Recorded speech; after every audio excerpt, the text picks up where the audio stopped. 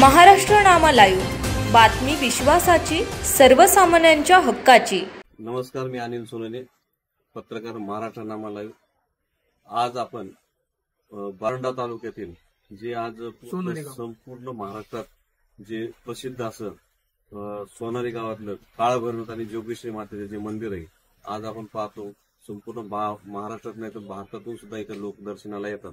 परंतु आंध्र प्रदेश, कर्नाटक या राज्यामध्ये सुद्धा मोठ्या संख्येने भाविक येतात। परंतु आपण जसं पाहता इथं भाविकांना कसल्याही म्हणजे सोयी सुविधा नाहीत आणि आपण जर मंदिर परिसर जर पाहिला तर मंदिर परिसर सुद्धा कोणत्याच सुविधा नाही। आज आपण ह्याच गावातले काही नागरिक आहेत, काही सुजाण नागरिक आहेत, त्यांच्याशी आज आपण चर्चा करू। नमस्कार। नमस्कार। आपलं काय नाव आहे? तानाजी महादेव। तर तुम्ही काय सांगाल आज इथे जे सोनारीमध्ये ज्या भाविकांना सुविधा मिळत नाहीत त्याबद्दल तुम्ही काय सांगता? आतापर्यंत स्वतःच ट्रस्ट आहे त्यांचं घरचं। कुणाचं ते? पुजाऱ्याचं। कोण पुजारी? त्यांचं आडनाव? पुजारी आणलं। पुजारी। मग त्यांच्या वडिलाचं राजीभाऊ चंद्रकांत पुजारी, त्यांनी मेन चेअरमन होते, ते वारले त्याला। त्यांचं निधन वर्ष झालं का? वर्ष झालं। आधी त्यांनी ती पूर्ण आपलं स्वतःच्याच घरचे म्हणजे त्यांच्या बहिणींचं, परत बहिणींच्या नवऱ्यांचे असे ट्रस्ट आहे त्यांचे। बाहेरला गावातला आणि अधिकारी एकही नाही त्यात म्हणजे ट्रस्ट मध्ये। आतापर्यंत इथं महिलांना शौचालयाची सोय नाही किंवा काय नाही, हाय तिथं नको आहे, अशा सगळे यांचे हे अडचण। आणि हे कुठलीही सुधारणा आतापर्यंत केलेली नाही। जगन्नाथ देवस्थानची 700 एकर जमीन, आतापर्यंत त्या जमिनीचं उत्पन्न येते कुठं काय होते त्यांच्यापाशी काही सुद्धा आज आपल्यासोबत आणखी एक सुजाण नागरिक आहे गावच्या। इकडे काका, आपलं काय नाव आहे? दादा फले। तर आपण काय सांगाल ज्या मंदिराची काय अभिषेक होता, त्याच्या देवाला जी चढावा जातो, भेट देते, वस्तू येतात, तर नेमकं त्याचं काय होते? काय पोहोचलेलं माहिती सुविधा मिळते, त्यामुळे तुमचं काय म्हणणं? काय नाही, सोय काहीच नाही। सोनारी सोय काय? पब्लिकची काही सोय नाही, लोक सांगतात। जी ग्रामपंचायत आहे, ग्रामपंचायतचं कोणी सदस्य आहे का त्या ट्रस्टवर? नाही, म्हणजे त्या ट्रस्टवर कोणीच प्रशासन व्यक्ती नाही, कोणी नाही। बरं, म्हणजे ते ट्रस्ट फक्त खाजगी ट्रस्ट असेल? खाजगी ट्रस्ट हे देवस्थान पुजाऱ्याचं म्हणलं, गावाल्याचं काय नाही। तुम्ही त्या गाववालेच त्या होत नाही का? नाही, ती काय कुणा चलतच नाही काय तर।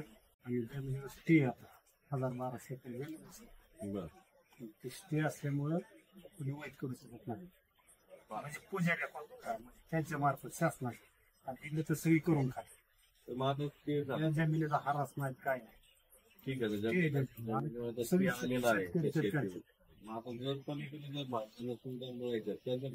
काहीच नाही। संडासला गेलं सुद्धा जागा नाही, लोक वाईट म्हणून जाते देवाला येणार इथं आम्हाला विचारलं कुठं जायचं, आम्ही म्हणतो पंचायतकडे जावा, ते पुजाऱ्याकडे जावा, काही नाही। बघा पलीकडे सगळं पडीक पडलेलं आहे, काही सुद्धा नाही। संडास बाथरूम शासनाने पैसे देत, बांधकाम केले, त्याच्यावर पाणीच नाही, तर तिथं लोकांनी जायचं कसं? तेव्हाची जी वर्षाला यात्रा होती ती केव्हा होती?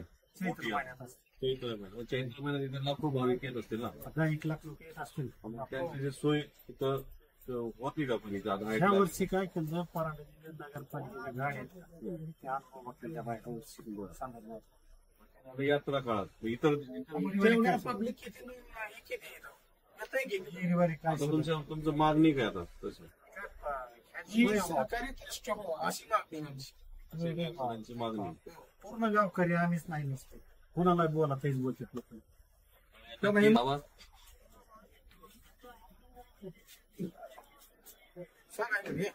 गाव गाव व्हायचा नाही, माकडाची सोय नाही, खायला काय। आपलं काय नाव आहे? भगवानची जात भगवानची जाणं काका। तर आपण काय सांगाल त्याचे तुमचं वय किती होता?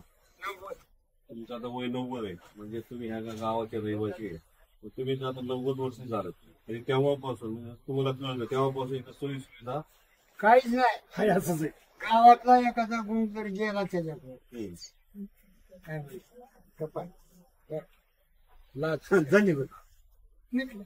असं जो कोणी आवाज होतो त्याला पैसे लगेच पैसे जॉब करले अच्छा, म्हणजे इथं म्हणजे त्या गोष्टीला विरोध करायला कोणी माणूस नाही. अधिकारी नाही आणि कोणच नाही.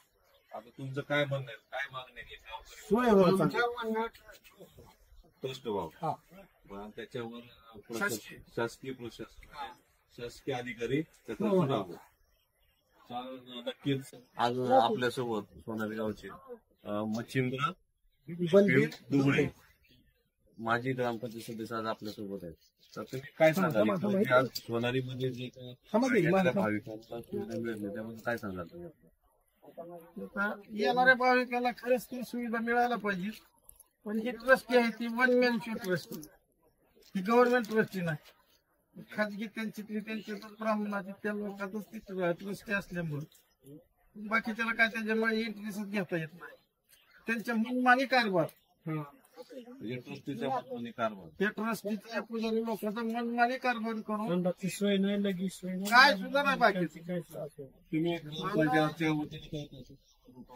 आवाज आम्ही 3 वेळेस आवाज उठवला होता. बरं. पण ते लगेच पुढे गेलं की कलेक्टरला कुठे तिकडं पसरले की संपला विषय. कारण आम्ही जे मागलेलं आहे ते आमचं धरलं जातं जागेवर. आम्ही जसं असेल असं असं किटून गेलो आम्ही. आपण एवढा पाठपुरावा करता तरी सुद्धा म्हणजे कलेक्टर शासन दरबाराची माहिती दखल घेतली. आम्ही सुरुवातीला पाठपुरावा केला खासदारांचे पद्मश्री पाटील. बरं.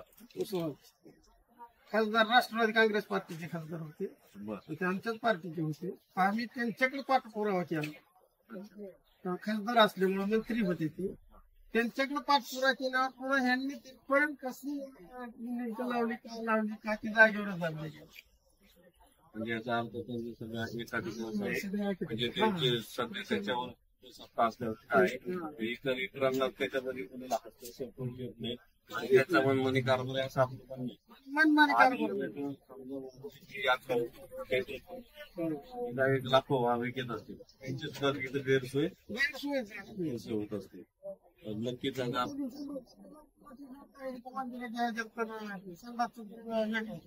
म्हणजे इथे येणाऱ्या महिला भाविकांची सुद्धा विसंबना होत असते म्हणजे होती.